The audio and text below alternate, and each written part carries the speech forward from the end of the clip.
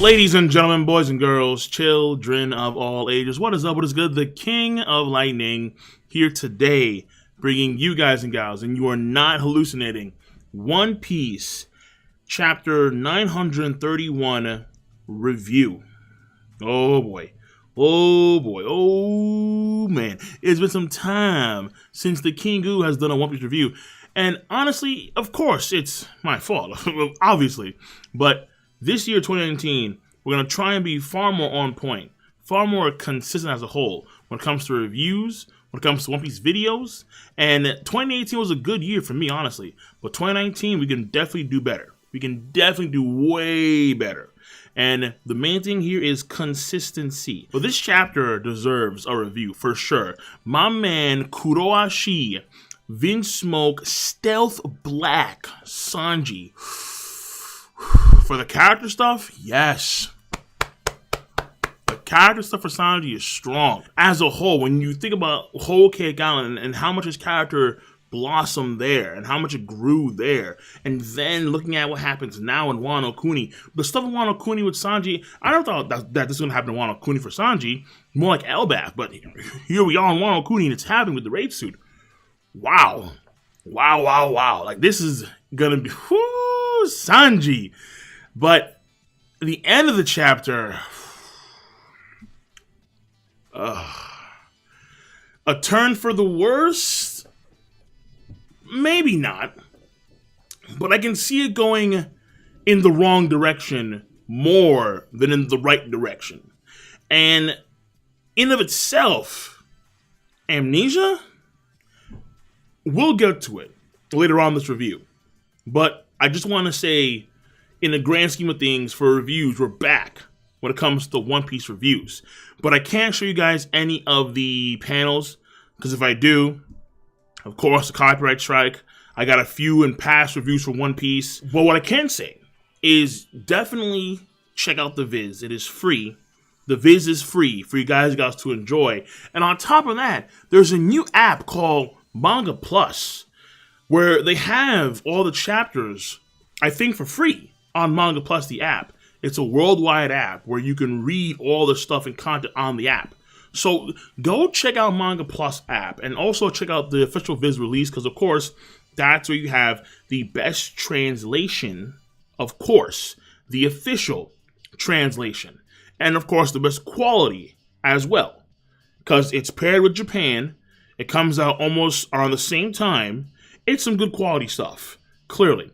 And of course, this review is based off of the official VIZ translation, but again, I can't show any panels. So, without further ado, let's get back into the groove of things. The groove, of course, being the pacing, the story, and the character. Now, I do want to say this, though. We're going to be focusing predominantly on story and character, not pacing. Because pacing, for the most part, is relatively simple, straightforward, unless there's something that is fairly unique about the pacing for a set chapter. It's going to be predominantly the story and the character. So let's start here. The pacing.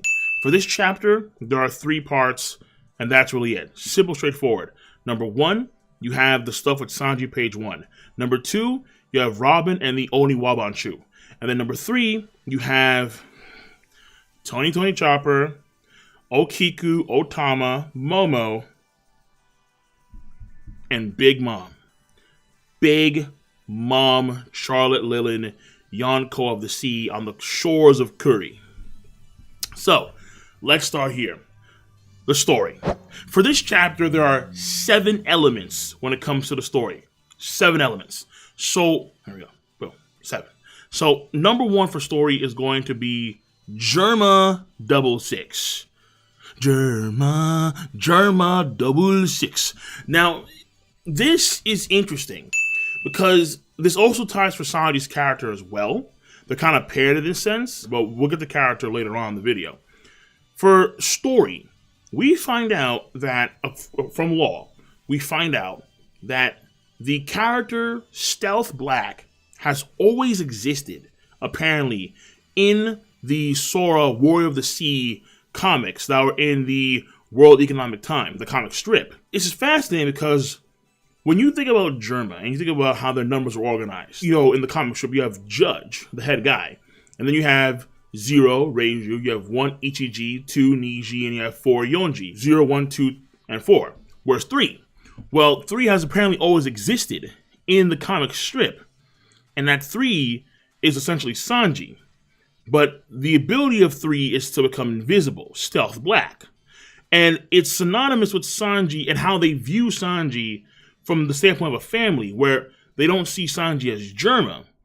And Judge himself despised his son because his son was a failure. Sanji was a failure. However, he's still Germa in blood, in a sense. And they still put him in the comics because it kind of makes sense from the comic standpoint of, well, you want to have 0 through 4, and the 3 should be there too. But 3 was there, just, unique in the standpoint of you don't really see 3 because 3 is invisible. 3 is stealth. So it's a very interesting dynamic when it comes to Germa and how Stealth Black was there. Because when you look at the original Germa 66 animation, or from the manga, like the actual panels, you see Judge and you see the 4, but there's no other person for, let's say, Sanji. But they're kind of there. They're just invisible. Even though they're invisible, they're still there. They're still Germa 66. And so this, I think, was actually a good thing for Sanji's character, as well as Germa 66 as a whole. I would say Judge specifically, but the origins of the comic and when that was created and the raid suits themselves, did Judge make them, or were they always a thing when it comes to, let's say, the Germa Kingdom? Because it was a kingdom at one point in time. I'm not too sure. So I'll just say Germa 66 as a whole, the whole organization. That's number 1 for a story and also for Sanji's character. Now, number 2 for story is going to be Soba Mask, or just Soba Mask. Now, Soba Mask, of course, is the great Saiyan man of One Piece, and it's Sanji. Basically, he is kind of filling in the role of the Witching Hour boy, something of that sort. That's the way it appears to be to me. But at the bare minimum, this is a disguise. So to make sure that Hawkins, Drake, anybody that would know Sanji, well, they're not aware of who Sanji is because it's a disguise. And page 1, he's asking, well, who are you? Just call me Soba Mask. So Soba Mask is probably going to be a name that's going to be spread across the capital and other parts of Wano Kuni as someone who fought against and probably defeated, because I'm hoping he defeats page 1, that's what should happen, who defeated one of the Flying Six. And that may get things bustling even more so in the capital, which is part of the reason why Law, Frankie, and company are retreating to Ebisu. And so let's go right to that. So number 3 is going to be Law, Frankie, Usopp, and company. They are now going to Ebisu Town, Ebisu, whatever you want to call it, Ebisu Town, where Zoro is. And they're leaving Sanji in the capital to deal with this whole thing with page 1, then probably after a few minutes' time, when they come in, Hawkins and Drake as well. So now we know that Sanji's going to be on his own for a period of time. And it could be the case where now that we're going to see Law and company go to where Zoro is, we may get some stuff with Zoro as well and see what Oda does with his character, because his character should be getting some significant stuff in Wano Kuni. At the bare minimum, it should be. I mean, honestly, it's fair to say that this should be a Zoro centered arc. I mean, it's fair, honestly, but at the same time, in the grand scheme of things, Zoro is just one component, true. But for there to not be a Zoro themed arc, especially in a place like Wano Kuni, just seems to be odd. It does. But now we have Frankie, Law and company going over to where Zoro is. There should be some focus on whatever's going on there. And then maybe at some point later on, we cut back to Sanji in page 1. Page 1 is defeated, or we see the end of that fight, and then we see Drake and Hawkins, they arrive. They see Soba Mask, and then Soba Mask vanishes because there's no reason to fight Drake and Hawkins, and then whatever happens from there. But also, it appears to me that Oda is making a deliberate attempt to keep Sanji away from Zoro. Of course, there's going to be some tension there when it comes to the whole Big Mom thing. But also, it's part of the gag, too, I would say. Because, Sanji's going to rub it in Zoro's face that he's a higher bounty. But if Sanji and Zoro don't meet now, then that won't happen. In fact, it's very possible. Because some folks say, and I think it's possible as well, where Zoro and Sanji will actually have some kind of bout at, let's say, after everything is said and done. Because it could be possible where the next time Zoro and Sanji see each other, it's then. Like, it's at the tail end of Wano Kuni. But if Zoro, let's say, never finds out about any of the Big Mom stuff that's going down, he may or may not, it depends, honestly. But if he never finds out about what's going on with the Big Mom stuff, then it's possible that they never have the fight in the first place. Because the theory would go that Zoro, he sees Big Mom cause some chaos in Wano Kuni. He gets mad at Luffy for X, Y, Z, and the other, and he gets mad at Sanji too. And what happens from there is he leaves the crew and that kind of stuff. But if Big Mom is never really a factor, considering her current state, that would be the hope.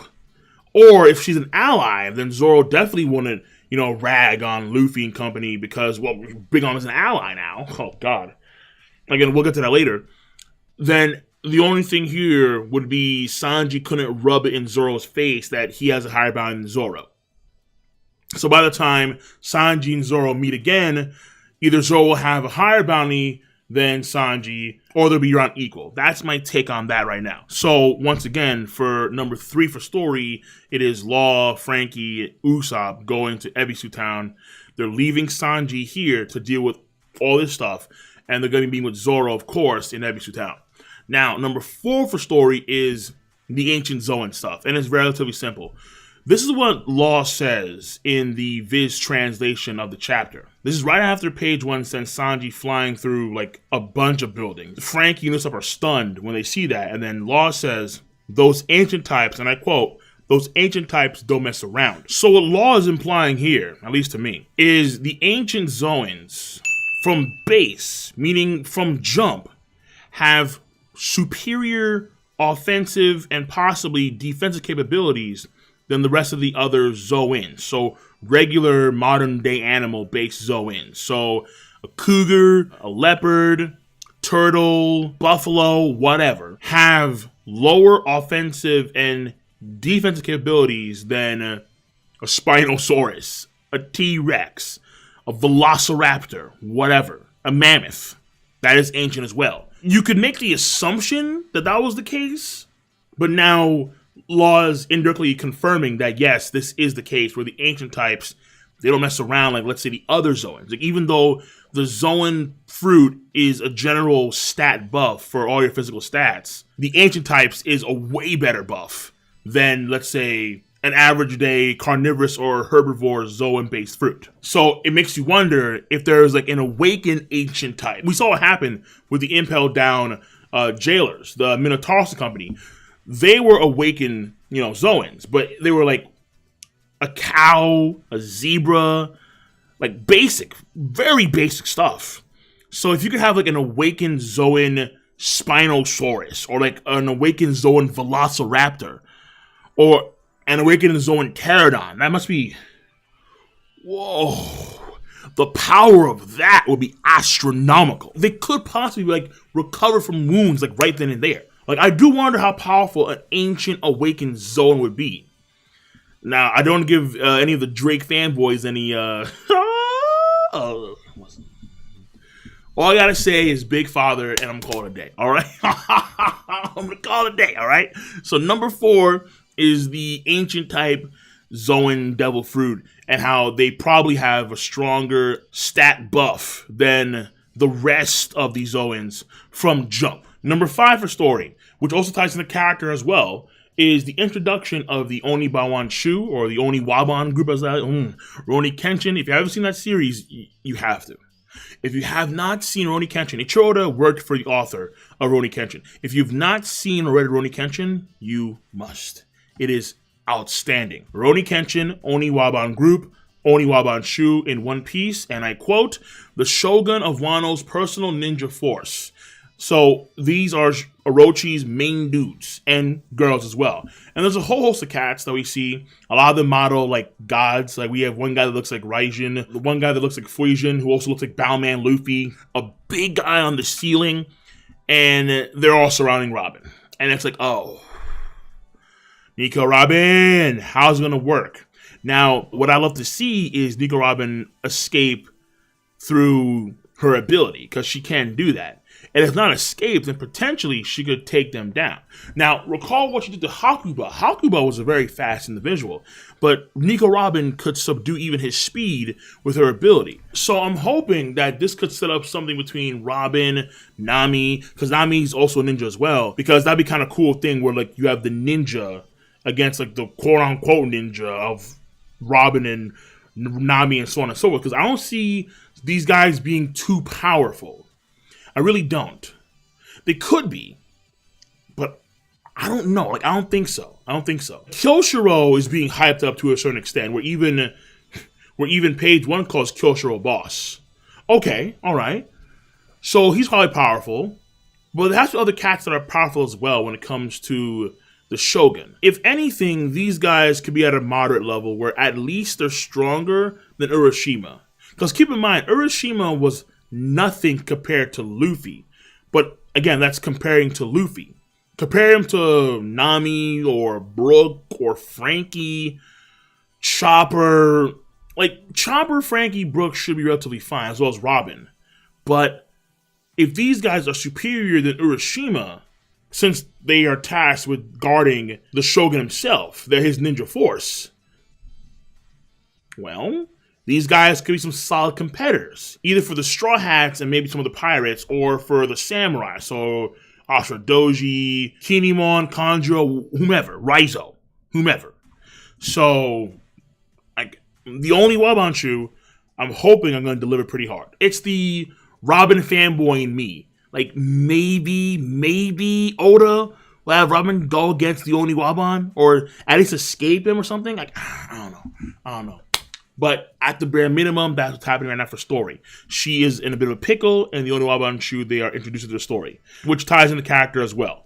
But we'll get back to that later on in the video. Number 6 for story is going to be Raizo. Now, the Raizo thing is relatively simple, but it could pan out to be something big later on. Raizo apparently is late in informing Momo on what is going on. Now, you could assume that's, well, because he's trying to get the keys to Luffy's handcuffs. And like I said before, they were heavily guarded, and they're in a Kairoseki box. That's where the keys are being kept. So it's going to be hard for him to get those keys in the first place. However, he could simply inform Momo of the situation. He could easily, like, you would figure that would be hard to do. So maybe he's either en route right now, number 1. Number 2, if he was going to Momo, he could have been en route but got caught. Because here's the thing. The Oniwaban, they're of course Orochi's personal ninja guard. But what if there are other ninja that are affiliated with the Oniwaban that are fairly good as well?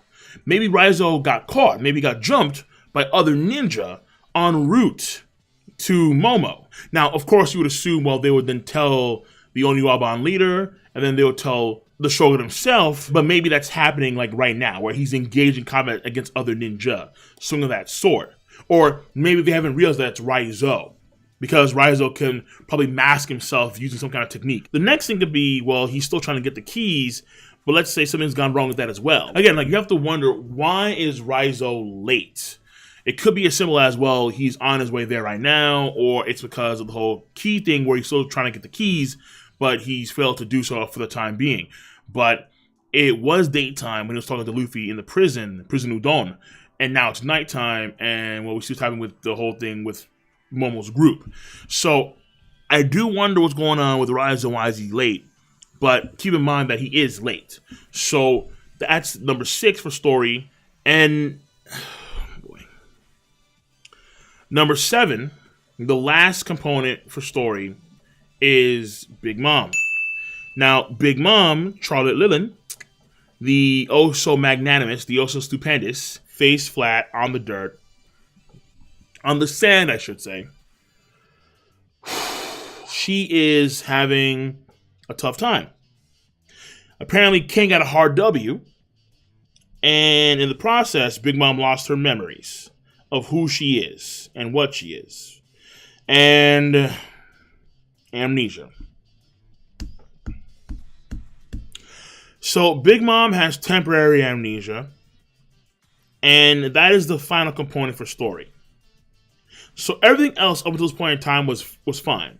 Not necessarily bad, not necessarily good. It is fascinating what's going on with Robin and the Oniwaban Shu. How that's going to roll, I'm I can hope for a Robin against ninja stuff, but I'm not too sure.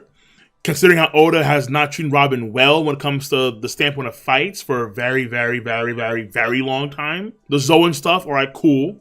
All right, the Germa stuff, I thought was really, really cool, really neat to find that out when it comes to German lore. Big Mom. Big Mom is a stain upon this chapter. This chapter, keep in mind this. This chapter will get a lower rating than what it deserves simply because of the Big Mom stuff. And mind you, I'm a big Sanji fan. Like, this stuff for Sanji I thought was fantastic. But the Big Mom stuff is a stain. It is an undeniable stain. I'm not talking about the headcanon I have in mind of what could happen from this. In and of itself, it is a stain. Because what Oda has done is taken a Yonko that a lot of folks have issues with. Okay? The other Yonko don't get the same treatment. They do not. But Big Mom, maybe Oda tried to do too much with Big Mom's character, I'm not too sure. But Big Mom, in many respects, is seen as a joke in the community. Now, I like Big Mom, all right? I have a shirt for Big Mom.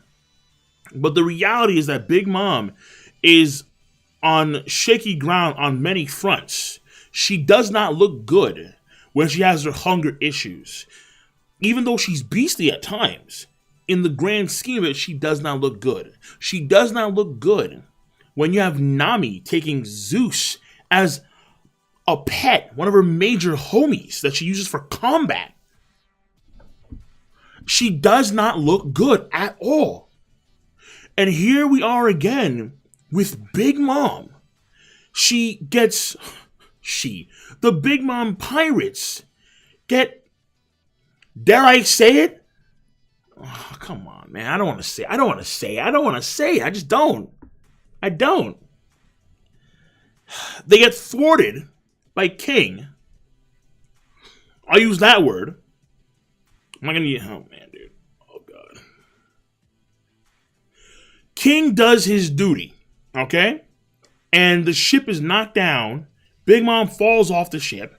She's sent to the shores of Kuri, the same way Luffy wound up in Kuri. And then she gets up and has amnesia. Her mental thing has always been like a subject of talk, but I think folks kind of blow it up to like the next level because I don't think it's that much of a thing when it comes to Big Mom's mental state. I think it's actually kind of cut and dry, where it's mainly when it comes to her hunger pangs, that's really it. Again, when it comes to her memories of her childhood, when she was having her incident, she recalled the entire thing. Folks want to say that she repressed her memories, but at the same time, as far as we know, that wasn't the case. More so, she never saw what happened because of the tears in her eyes. So unless those memories are fake or something, then Big Mom has her own perspective on what happened, more so than the memories were locked away subconsciously or something. Either way, Big Mom going through this again when it comes to her character not looking good, it doesn't help the name Big Mom. It doesn't help the name Charlotte Lillen at all. We've been through this dog and pony show before. In of itself, amnesia is lazy. Amnesia is not a good move, for the most part. Very few authors can get it right, and there's a reason for it. Because at the end of the day, amnesia is just a plot device. So at the right time, at the right moment, or doing the right thing, and then stuff happens because this person has amnesia, which winds up being this easy road to whatever outcome you want to reach.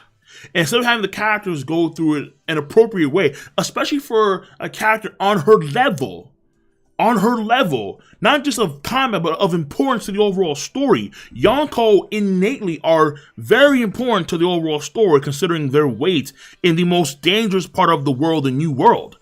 And yet here we are with Big Mom getting the short end of the stick to the point where it's a nub. This is not fair. It's not fair for Big Mom's character in the slightest. And this is all in of itself. My headcanon? Oh, man. Man, oh, God. Oh, jeez. Oh, God. Rick, oh, my God, jeez. My headcanon's everywhere. My worst-case scenarios have changed, kind of. But I just don't want Big Mom to die on Wano Kuni. All right, I'll keep it that simple. And I don't want Big Mom to nerf Kaido. I don't want any more nerfing of Yonkos. In fact, I want Big Mom to get Zeus back. Give Zeus back to Big Mom. Like, why is it that we just can't have a situation where Luffy, he overcomes these obstacles earnestly? Even if it's a tag team, the tag team is far more earnest than the Yonko themselves getting taken down through nerfs, because they're not genuine. They're not genuine at all. Whitebeard made sense given the circumstance. Big Mom does not make sense. Big Mom does not make sense. Nami should not have Zeus, period. Period. And if Big Mom is going to be used as the plot device, I hope it's so she's taken out of this arc. Maybe some rock stuff. I'm not too sure with that, because the rock stuff is so vague. But at the same time, it's so fresh. It's like, it's weird.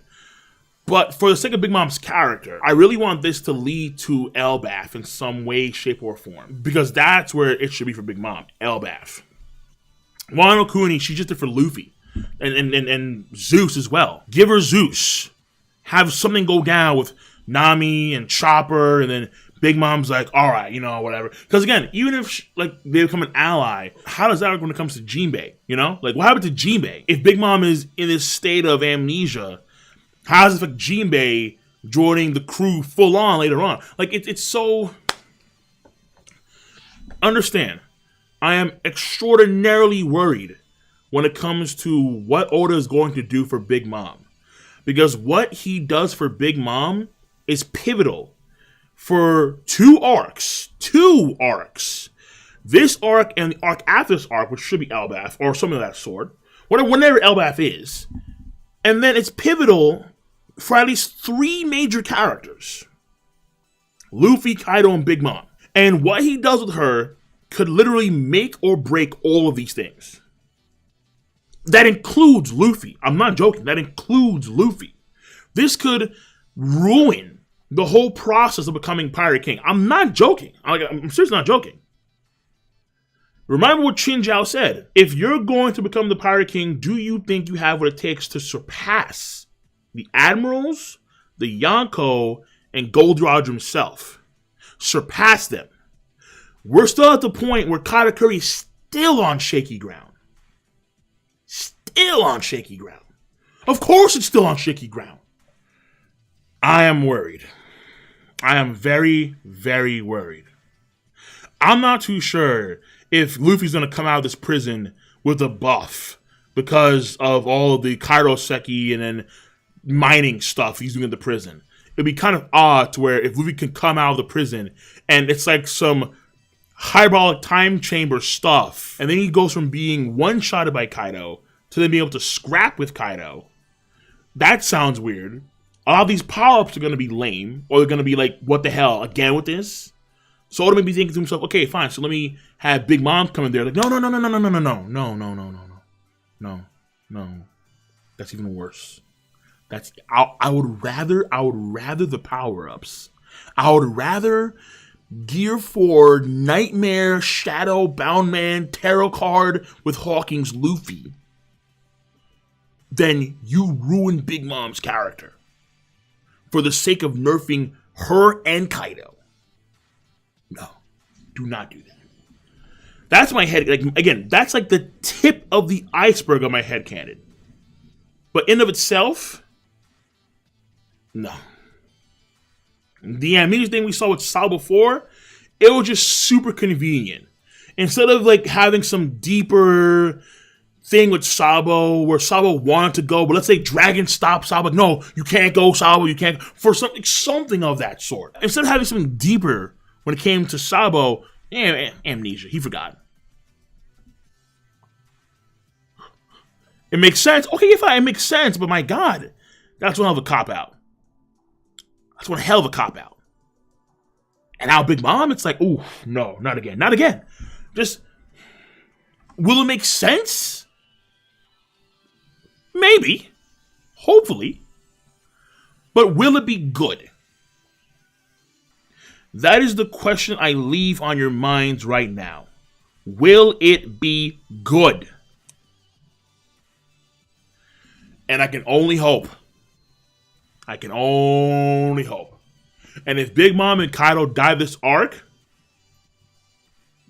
that is Obito mask levels of bad. It's bad. It's really bad. Not good. Because you have to think of the process by which they have to be defeated in this arc of Wano Kuni. Think of that process. And that process reeks of doo-doo. It reeks. Obito mask levels of bad. So that's my stance on the overall story for this chapter. Overall, I think it's fair. I think it's actually pretty solid, pretty good. But again, there's that stain of Big Mom. And in of itself is a stain. It's a pretty large stain. I'm just worried that's going to turn into a black hole. And it's going to consume swaths of the story. That's what I'm afraid of. But now we get on to character.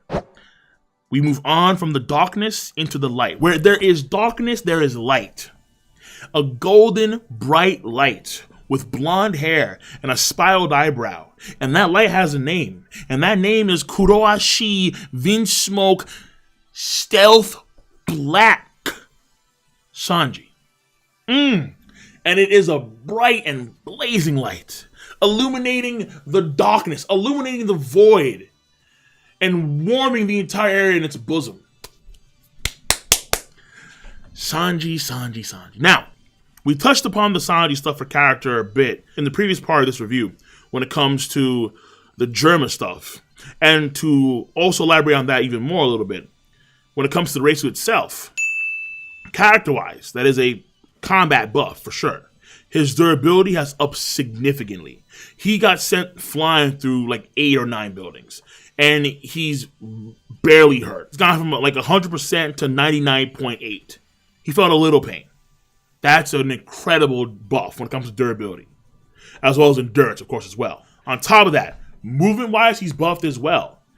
The fact that he could jump that high into the clouds and no one saw anything. Swift and silent, and most of all, stealthy.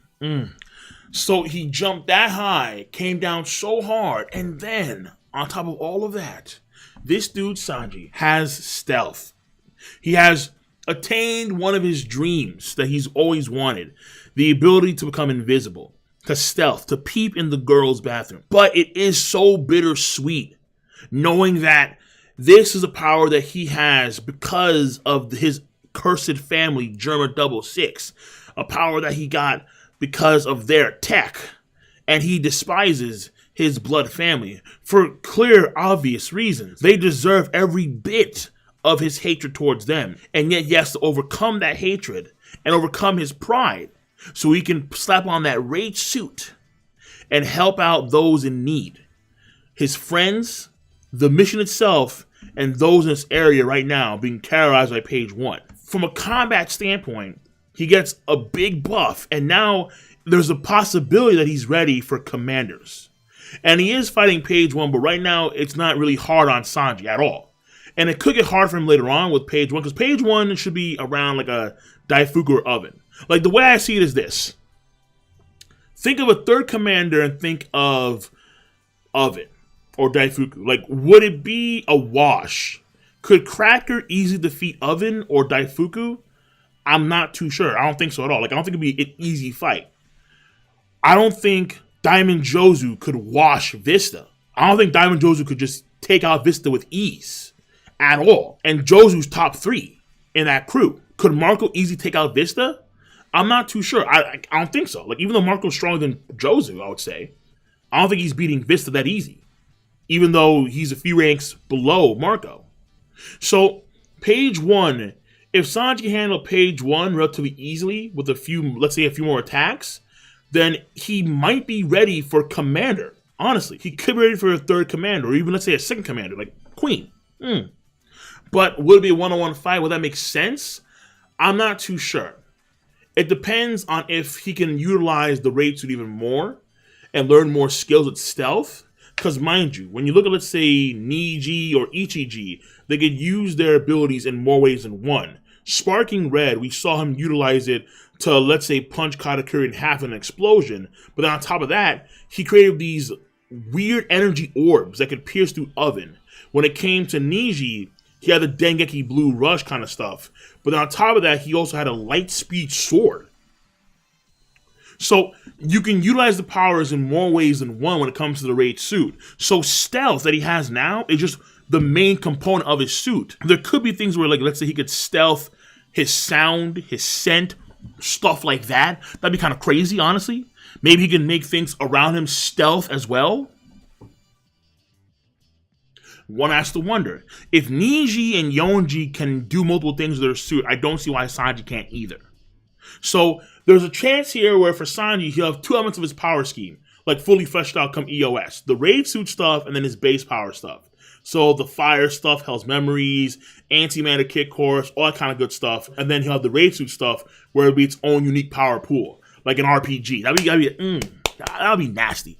So on that note, when it comes to the combat, he's grown, clearly character-wise. But when it comes to the actual choice of choosing to put on the Raid suit, and I quote from the man himself, from the official VIZ translation, "This is a battle against an Emperor of the Sea. There may be times when you can't save lives if you're too stubborn. And there may be times when you can save lives if you just learn to swallow your pride." Sanji's character has blossomed in more ways than one. I like seeing the confident Sanji back, but Whole Cake Island was so good for Sanji's character because he wasn't confident. Because Oda put him in this no way out situation. And that allowed his character to grow, not only with respect to the crew, but as well as to his family and those he cares the most, like Zeph. Finding out elements of Sanji's character, once again seeing the importance of Zeph to Sanji, things that he tried to do and failed to do, and see him try and overcome these things but still ultimately fail. And then come to the consensus where he just needed Luffy because Sanji normally is a loner and he takes care of things on his own, but he couldn't during Whole Cake Island. And then seeing how that all comes to a conclusion where he's able to save Judge and his family, making Judge submit, thereby making sure that Zeph was A-okay and Germa would cut ties from completely and not bother him again. He wasn't confident, yeah, but the rest of it moved forward by spades in Whole Cake Island. And here we are in Wano Kuni, and his character's still moving forward. I'm like, dude, what? It's Wano Kuni, bro, and his character's still moving forward. Damn. It's crazy. So now he understands he has to put on this suit for the sake of, once again, the people in this area, because they're being titled at page 1 due to his actions. The mission as a whole, because he can't get hurt, and he can't be seen, and the Raid suit provides that for him, and then on top of that, for the overall safety of his friends. And I have the feeling that the first part of that comment, there may be times when you can't save lives if you're too stubborn, that could potentially tie to Enies Lobby, when he refused to fight Caulifla full on, and he left it to Nami. Because he refused to kick a woman. That's part of his code. But not just that, it's part of his way of life, you could say.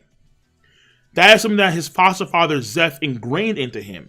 That is part of his essence and part of his being. So I'm not too sure if Oda will go as far as to have Sanji kick a woman for the first time at some point later on, in either this arc or the next, or, I don't know, end of story. I'm not too sure. EOS.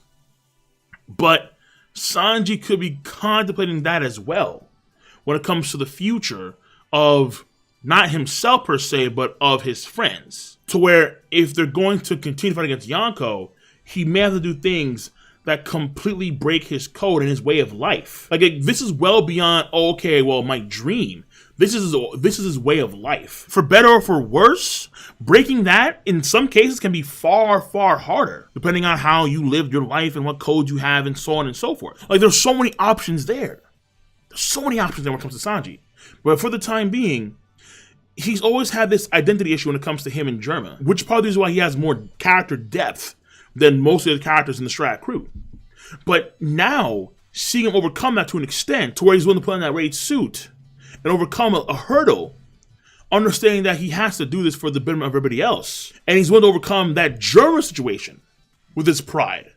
Previously, if you want to make a comparison here, when Ivankov was teasing Sanji about the water poster and saying, "Is this you?" Sanji had to admit that was him. And the whole thing was mired in a gag, mind you. It started as a gag at the beginning with his face being drawn. And then later on, with that whole thing with Ivankov, it was still a gag. Fine, fair. But he had to overcome his pride then and admit that was him, even though he really didn't want to the point where he was spitting out blood. Like, really. But here, it's not like a super high-stakes situation. But it has to be done nonetheless. It has to be done nonetheless. And Sanji is willing to take that step because that step, he could take care of page 1 like with his regular abilities, yes. But then he would risk getting injured and he'd risk getting seen by Hawkins or by Drake. So he understands that. He's thought of the options. And this is the best, safest option for everybody to overcome his pride. Sanji in this chapter, I think, has made the push I needed to see for me to put him in my top 2. So Sanji among the Strat crew is right now, without question, the second best characterized character in the crew. Without question. Him and Usopp, I think, take those roles. Solid. Like, solid. So this chapter for me, on the side of character, that in of itself I thought was, again, by One Piece standards, I thought was yes. Was a big yes. A big yes. By shonen standards, still a long way to go, but for One Piece standards for character, considering how you have a thing like Luffy and Ace and how that panned out, yes. This was a good moment for Sanji. Top 2 in the crew, for sure. And in the future, I will do a more comprehensive video on the matter, but right now it's sound. Right now, it's very sound. So that's number 2 for character. Sanji, from the standpoint of his decision to put that raid suit on in the first place. Number 3 for character, very briefly, is Law. Apparently, Law, when he was a kid, read the Germa 66. He read the Sora Warrior of the Sea comic strip from the Economic Times. He is not a fan of Germa, apparently, even though he's a pirate now, ironic. But that's where the intel comes when it pertains to Stealth Black and that kind of stuff, because it was in the comic strip.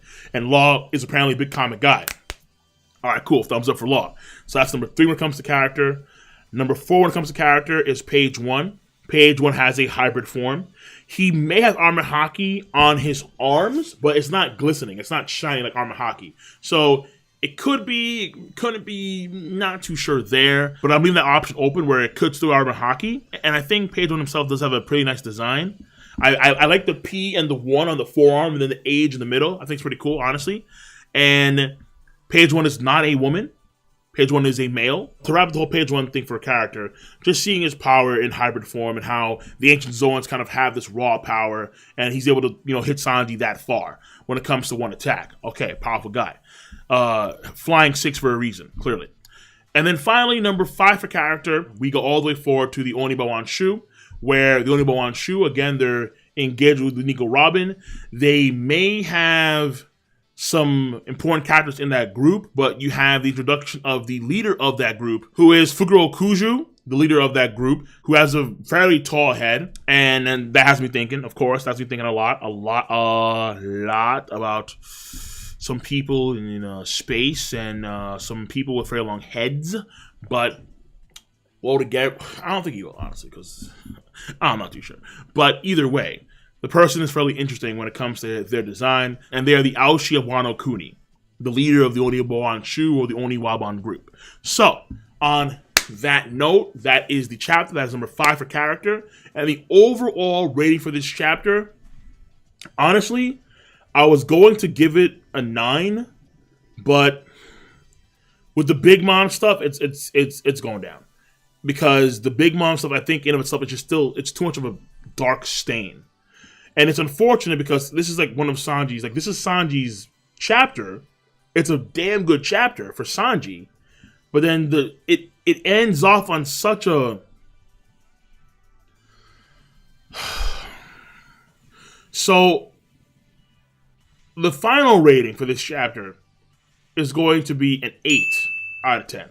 Okay? It would be a 9, or at least an 8.5, but it's going to be 8 out of 10. An 8 out of 10 chapter, it's still a great chapter because I can't ignore the character elements when it comes to Sanji. They're, I think, stupendous. Like, honest to God, stupendous, given One Piece standards. On top of what already happened in Whole Cake Island, and then seeing that kind of come to a close from the Germa side. And I can't say a close, but the door is somewhat closing on that character element of its character. Okay. Good move, Oda. Very good move. But the end of the chapter, for the story, again, headcanon-wise, I can see more bad ways than good. I can see a few good ways, a few. But at the end of the day, in of itself, amnesia, bad move. Bad move, which is a bad move. So on that note, guys and gals, I am done. It's an 8 out of 10 chapter, and be sure to rate the video. It is not that hard to do. I guarantee you that, because I know that you all have a device called Zmausu. You use Zmausu to click, rate the video, to click, subscribe, to click on that bell to join the squad. And of course, like I said before, let me know where you stand. Comment in the comment section down below. Peace. And have a nice goddamn day.